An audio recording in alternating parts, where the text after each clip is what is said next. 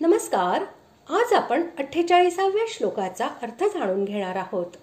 श्लोक 48. न वेदयज्ञाध्ययनैर्न दानैर्न च क्रियाभिर्न तपोभिरुग्रैः एवं रूपः शक्य अहन्द्रलोके द्रष्टुं त्वदन्येन कुरु प्रवीर. श्लोकाचा अर्थ: हे अर्जुना, मानव लोकात अशा प्रकारचा विश्वरूपधारी मी वेदांच्या आणि यज्ञांच्या अध्ययनाने, दानाने, वैदिक कर्मांनी आणि उग्र तपश्चर्यांनीही तुझ्याखेरीज दुसऱ्याकडून पाहिला जाणे शक्य नाही. वेदवेद्या अधिकारी आचार्यांकडून अंग उपांगांसह वेद शिकून ते चांगल्या प्रकारे समजून घेणे याचे नाव वेदाध्ययन होय. यज्ञक्रियेमध्ये अत्यंत निपुण असलेल्या याज्ञिक पुरुषांच्या सेवेला राहून त्यांच्याकडून यज्ञविधी शिकून आणि त्यांच्याच अध्यक्षतेखाली विधिवत केले जाणारे यज्ञ प्रत्यक्ष पाहून यज्ञासंबंधी सर्व क्रिया चांगल्या प्रकारे जाणून घेणे म्हणजे यज्ञाचे अध्ययन हे होय. धन, संपत्ती, अन्न, जल, विद्या, गाय, पृथ्वी इत्यादी कोणतीही आपल्या स्वतःची वस्तू दुसऱ्याच्या सुखासाठी व हितासाठी प्रसन्न हृदयाने त्यांना योग्य प्रकारे देणे याचे नाव दान होय. श्रौत स्मार्त यज्ञादींचे अनुष्ठान आणि आपल्या वर्णाश्रम धर्माचे पालन हे करण्यासाठी केल्या जाणाऱ्या सर्व शास्त्रविहित कर्मांना क्रिया असे म्हणतात.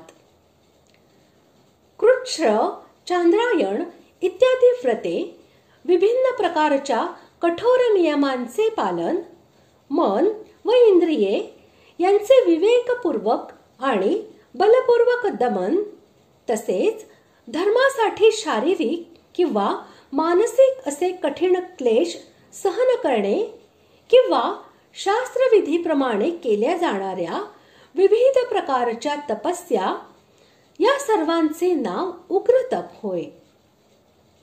या सर्व साधनांनीही आपल्या विराट स्वरूपाचे दर्शन हे अशक्य असल्याचे सांगून भगवंत त्या रूपाची महत्ता प्रकट करीत असे म्हणत आहेत की अशा प्रकारच्या महान प्रयत्नांनीही ज्याचे दर्शन घडू शकत नाही तेच रूप तू माझी प्रसन्नता आणि कृपा यांच्या प्रसादामुळे प्रत्यक्ष पाहत आहेस, हे तुझे मोठे भाग्य आहे.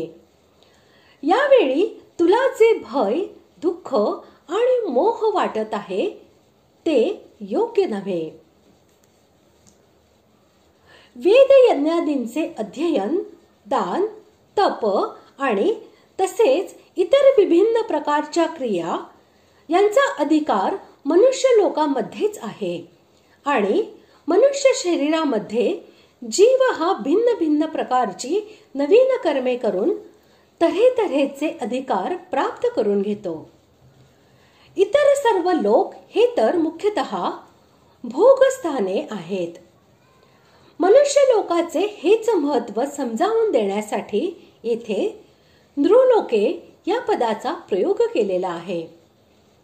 याचा भावार्थ असा की जर मनुष्य लोकांमध्येही वरील साधनांच्या द्वारे दुसरा कोणी माझे हे रूप पाहू शकत नाही, तर इतर लोकांमध्ये आणि कोणत्याही साधनाशिवाय कुणी पाहू शकत नाही, यात सांगायचे ते काय. कुरुप्रवीर या संबोधनाचा प्रयोग करून भगवंताने असे दाखविले आहे की तू कौरवांमध्ये श्रेष्ठ वीर पुरुष आहेस. तुझ्यासारख्या वीर पुरुषाला अशा प्रकारे भयभीत होणे हे शोभत नाही, म्हणून तू भीती बाळगू नयेस. अशा प्रकारे आज आपण 48व्या श्लोकाचा अर्थ जाणून घेतला. पुढील भागात आपण 49व्या श्लोकाचा अर्थ जाणून घेणार आहोत. धन्यवाद.